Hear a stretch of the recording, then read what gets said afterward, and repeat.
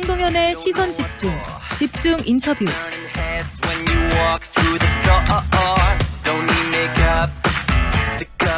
최근 전두환 씨의 조비오 신부에 대한 사자 명예훼손 재판이 있었죠. 역시나 이번에도 전두환 씨는 아프다는 핑계로 재판장의 모습을 드러내지 않았는데요. 그런데 이 최근 알츠하이머병을 앓고 있다는 이 전두환 씨가 강원도에서 멀쩡한 모습으로 골프를 즐기는 모습이 포착이 됐습니다. 비판의 목소리 거셉니다. 직접 영상을 촬영하고 전두환 씨를 골프장에서 대면한 분, 정의당 부대표이자 이 서대문구 의회 의원인 이만솔 부대표 연결해서 당시의 상황 그리고 이만솔 부대표의 생각을 듣도록 하겠습니다. 안녕하세요. 네, 안녕하세요. 네, 당시 전두환 씨 골프 현장 직접 찾아서 영상을 또 만드셨고 또 방송에 나왔는데 전두환 씨 일부러 추적을 그 당시 하셨던 겁니까? 예, 그렇습니다. 제가 정의당 의원으로서 또 서대문 구의원으로서 전두환 씨의 죗값을 치러야 한다는 소명의식을 가지고 지난 한 10개월 정도 추적하고 또 잠복한 끝에 마침내 이번에 포착을 하게 되었습니다. 10개월 동안이나 전두환 씨를 추적해야 되겠다고 생각했던 가장 큰 이유는 어떤 겁니까? 전두환 씨는 지난 수십 년 동안 단 한 번도 광주 시민들에 대한 학살의 책임, 사죄, 반성의 뜻을 밝힌 바가 없습니다. 그래서 우리 국민들이 끝까지 전두환의 죄에 대해서 기억을 하고 그를 단죄하기 위한 국민들의 어떤 여론을 환기시키기 위해서 제가 대표로 나서게 됐다, 이런 생각을 갖고 있습니다. 네, 이렇게 추적을 하시면서 전두환 씨의 여러 하루의 일과 이런 부분들도 나름대로 꼼꼼히 살피셨을 텐데 전두환 씨는 어떻게 하루를 보내던가요? 제가 전두환 씨의 스케줄에 대해서 꼼꼼히 다 들여다보기는 사실상 여러 가지 보안이나 경호 체계 때문에 쉽지는 않았습니다. 다만 전두환 씨가 가장 공분을 샀던 것이 본인은 세금 낼 돈도 없고 추징금도 못 내겠다, 광주 학살의 책임이 없다라고 얘기하면서, 그리고 무엇보다 재판을 받기 위해 광주에 가기가 힘들다, 몸이 아프다, 이렇게 얘기를 하면서 골프를 치는 모습이 국민들에게는 가장 공분을 샀던 대목 아니겠습니까? 네. 그래서 저는 그 부분에 좀 집중해서 들여다봤습니다. 현장에서 직접 전두환 씨를 추적하고 만나보니 어떻던가요? 재판에 참여할 수 없을 정도로 심각한 알츠하이머를 앓고 있던가요? 사실 알츠하이머를 앓지 않더라도 전두환 씨가 현재 90에 가까운 나이지 않습니까? 네. 그래서 그 연령대의 노인에게 보이는 어떤 기력의 쇠퇴라든가 이런 거를 저도 사실 예상을 하고 갔는데 네. 막상 제가 직접 만나보니까 건강한 60대라고 해도 믿을 만큼 아주 동연령대에 비해서 건강하고 기력이 넘치는 모습이었습니다. 그래서 제가 가까이서 본 바로는 재판에 출석하지 못할 몸 상태는 결코 전혀 아니다라고 분명하게 말씀드리고 싶습니다. 네. 결국은 동영상을 통해서 저도 그 전두환 씨 골프 치는 모습을 봤는데 그렇게 걸으면서 골프를 90세, 건강한 90세도 치기 힘든데 그 이상의 지금 체력을 갖고 있다는 이야기 아니겠습니까? 그렇습니다. 그리고 대화도 직접 나누셨는데 어떻습니까? 대화 과정에서 전두환 씨의 어떤 건강 상태도 체크를 좀 하셨을 것 같아요. 예, 몸 상태야 많은 분들께서 그 골프장의 영상을 보시고서는 같이 확인을 하셨을 테고요. 네. 건강 상태 같은 경우는 제가 한 10여 분 정도 대화를 나누는 과정에서 광주 학살의 책임을 물었을 때는 적극적으로 항변하는 모습을 보면서 누구보다도 아주 정신이 말짱하고 또렷하고 어떤 그런 맑은 정신으로 이 사람이 자기 얘기를 하고 있구나라는 것을 생생하게 느낄 수 있었습니다. 네, 현재 근데 법원이 이런 전두환 씨에게 불출석 특혜를 지금 줬다라는 지적도 나오고 있거든요. 그 부분에 대한 사법부 결정은 어떻게 보십니까?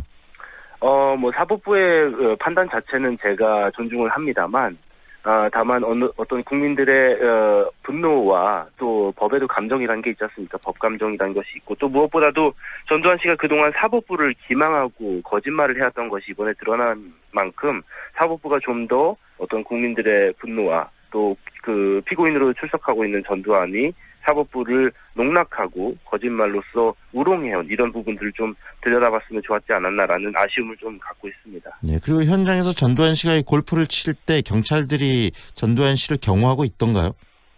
일단 제가 확인한 그 경호는 전두환 씨가 연희동 자택에서 출발할 때 경호 차량이 골프장까지.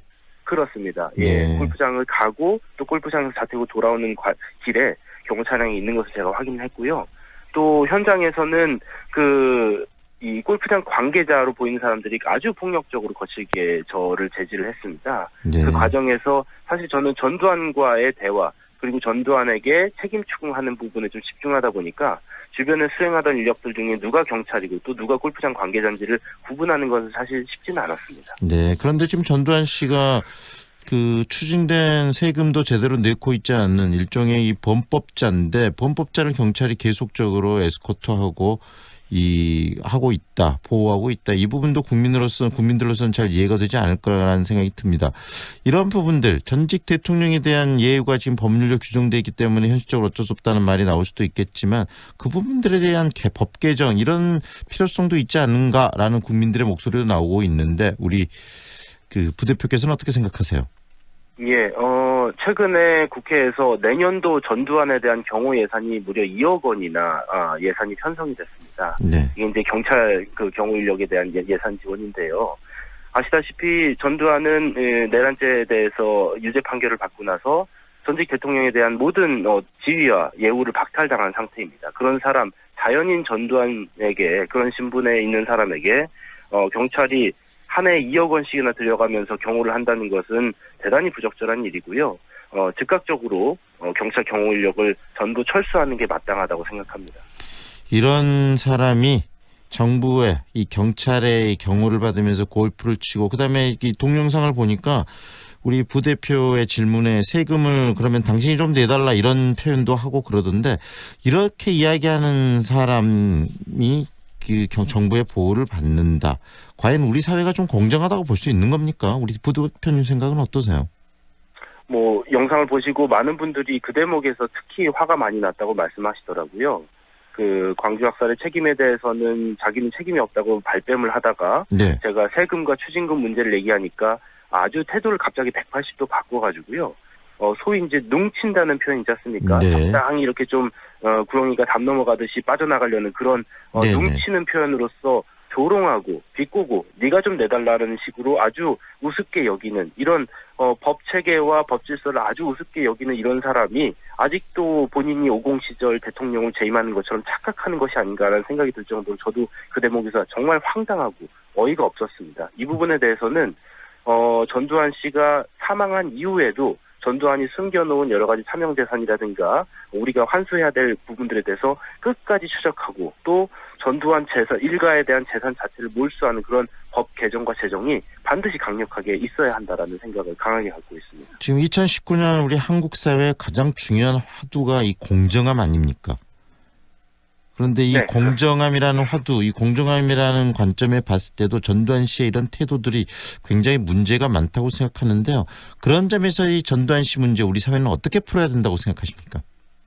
네, 전두환 씨는 역사의 법정에 세워야 할 죄인입니다. 그런 사람이 자연인 신분에서 다른 보통의 일반적인 시민들, 국민들보다도 훨씬 더 특혜라고 볼 수 있는 그런 어떤 특별한 대접과 대우를 받고 있는 것이 계속해서 확인이 되고 있는데 이런 부분들을 바로잡지 않고선 대한민국의 공정과 평등을 얘기하기는 대단히 어려울 거라고 봅니다. 그래서 우리 사회가 좀 더 법과 정의가 바로 세워지고 공정과 평등이 세워지는 그런 나라로 다음 단계로 넘어가려면 과거의 잔재인 전두환과 그 잔당들에 대해서 엄한 법의 심판과 국민의 역사의 심판이 제대로 이루어지고 났을 때 그 다음 단계를 우리가 비로소 논할 수 있을 거라 생각합니다.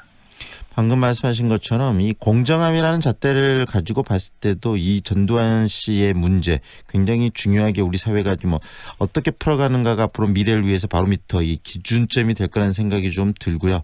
그런 점에서 우리 이만솔 부대표 이번에 이 제기한 문제점에 대해서 우리들 사회가 다시 한번 곰곰이 더 깊게 생각해야 되지 않을까라는 생각이 듭니다. 오늘 말씀은 여기까지 들을게요. 고맙습니다. 예, 감사합니다. 네, 정의당 이만솔 부대표와 함께했습니다.